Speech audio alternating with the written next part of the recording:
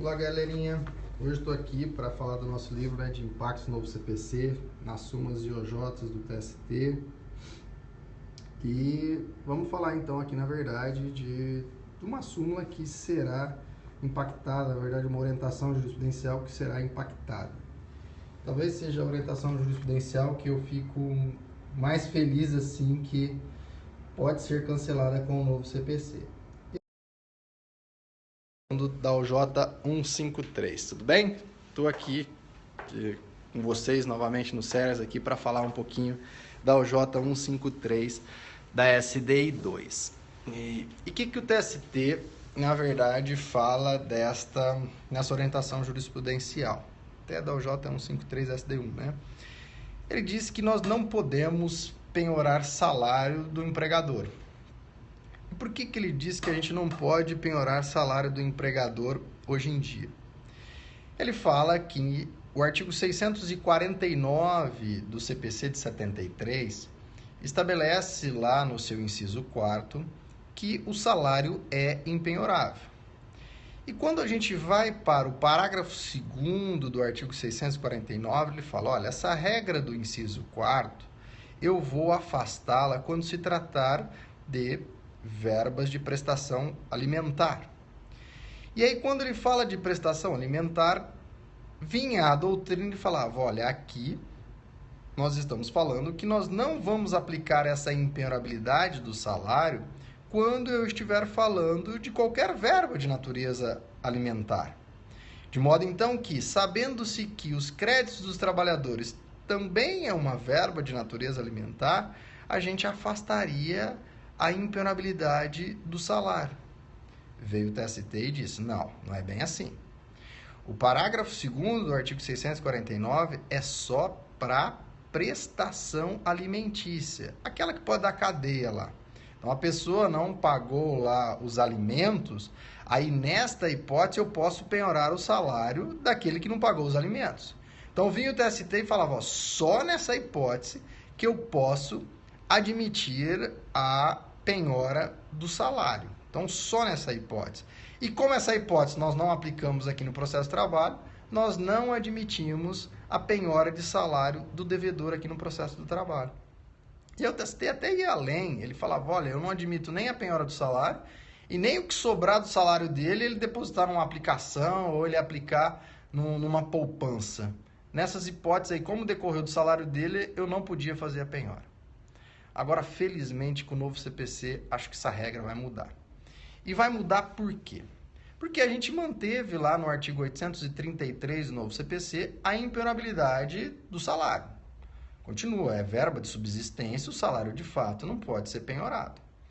Mas ele vem agora no parágrafo 2º do artigo 833 e diz o seguinte, eu posso penhorar o salário quando eu estiver falando de verba alimentar independentemente da sua origem. Então, agora o novo CPC, ele fala que é independentemente da origem, eu posso fazer a penhora do salário. E como eu estou falando de verba alimentar, eu preciso saber aonde que eu defino o que é uma verba alimentar. Aí nós vamos no artigo 100 da Constituição Federal. E o artigo 100 da Constituição Federal fala que é verba alimentar todas as formas de salário, todas as formas de remuneração, o que inclui, evidentemente, os créditos trabalhistas. Então, portanto, a gente agora tem créditos trabalhistas que têm natureza alimentar, e se ele tem natureza alimentar, ele decorre dessa origem de crédito trabalhista, eu vou poder penhorar o salário do empregador.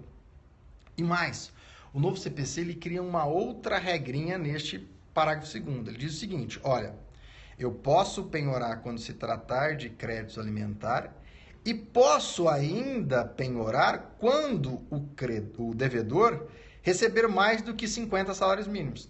Então, o cara lá tem um salário super bom. Aquilo que exceder a 50 salários mínimos, eu posso penhorar, independentemente de ser verba alimentar ou não. Então, se eu tenho, vamos pensar aqui na Justiça do Trabalho, eu tenho uma condenação aqui e ele está devendo lá 50 mil reais. E ele recebe mais do que 50 salários mínimos. O salário lá do sujeito é de 80 mil reais. Antigamente eu não podia penhorar nada.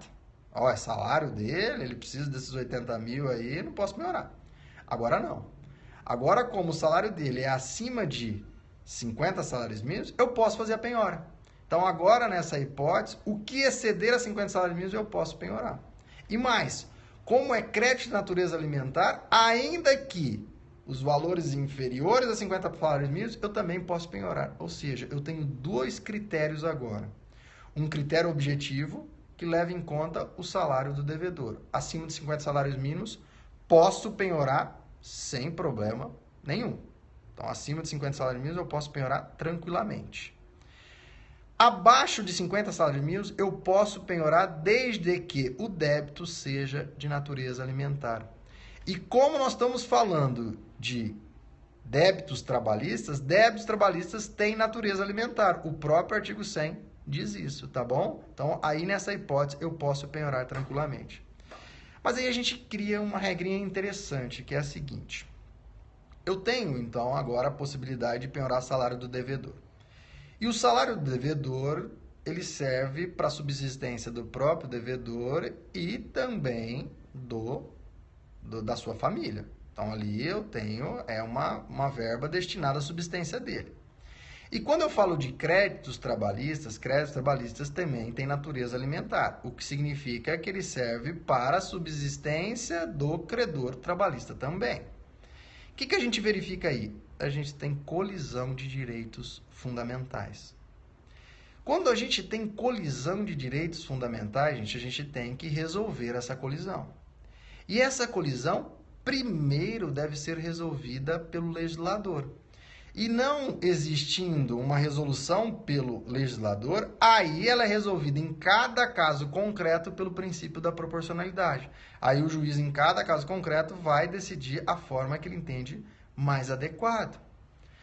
Mas agora o novo CPC é muito interessante porque o novo CPC, ele já antevendo essa colisão de direitos fundamentais, o artigo 833, no seu parágrafo 2º, ele remete ao artigo 529, parágrafo 3º. E o artigo 529, parágrafo 3º, diz o seguinte: olha, você pode penhorar até 50% do salário líquido do devedor. Ou seja, agora a gente tem uma regra própria no novo CPC descrevendo tudo. E o novo CPC diz então, olha, agora eu não vou ficar aplicando mais aquilo da jurisprudência, que era até 30%, outros 20%. Não, agora é assim. Eu posso penhorar salário do devedor se eu estiver falando de um crédito de natureza alimentar. E posso penhorar o salário dele até quanto? Até 50 salários mínimos, até 50% do valor que ele receber líquido, por força do artigo 529, parágrafo 3º, que já resolveu essa colisão de direitos fundamentais. Então vejam que agora o novo CPC, ele muda totalmente a sistemática dessa orientação jurisprudencial 153. E agora, então, diferentemente do que o TST fala que não pode penhorar, o novo CPC fala que pode penhorar em duas hipóteses. Pode penhorar para acima de 50 salários mínimos, se ele receber, eu posso penhorar tranquilamente, tudo. Aí não tenho limitação nenhuma. Ó, ele recebeu acima de 50 salários mínimos, posso penhorar tudo acima de 50 salários mínimos. E se ele receber menos do que 50 salários mínimos, eu posso penhorar, se for créditos trabalhistas, até 50% do salário líquido do devedor. Tá bom? Percebam que o novo CPC não é tão ruim assim. O novo CPC tem regras boas que dá para a gente trazer, dá para a gente aplicar aqui no processo do trabalho. Todo mundo fica criticando o novo CPC, mas ele tem algumas regras bem interessantes que aqui no processo do trabalho vai dar para a gente aplicar, tá? Pessoal, tudo isso que eu falei aqui, eu trato no livro de impactos do novo CPC nas súmulas e orientações jurisprudenciais do TST. Separo, então, nesse livro, num primeiro capítulo, fala dos precedentes judiciais, que é uma temática também que qualquer dia eu vou falar aqui no Periscope. É muito interessante, precedentes judiciais agora. E também depois eu começo a tratar em outros 3 capítulos. Um capítulo eu falo só das súmulas que vão ser superadas. Eu vou até publicar agora, estou diagramando isso, vou publicar uma tabela de quais as súmulas que foram superadas e quais os dispositivos que acabam superando. Então eu vou publicar isso daí nas redes sociais, pode ficar tranquilo. Aí no outro capítulo eu falo das súmulas que têm que ser modificadas e explico por que elas têm que ser modificadas. E por fim, no último capítulo, eu falo das súmulas que vão ser mantidas ainda que com o novo CPC, porque o TST já tinha mais ou menos este entendimento, tá? Então eu faço uma seleção ali de mais ou menos umas 93, 90 e poucas súmulas, o que significa que 30% das súmulas do TST relacionadas a direito processual do trabalho foram impactadas pelo novo CPC, tá? Pessoal, aí muito obrigado pela atenção. Fico aí à disposição para vocês aí, para a gente discutirem outros temas. Muito obrigado.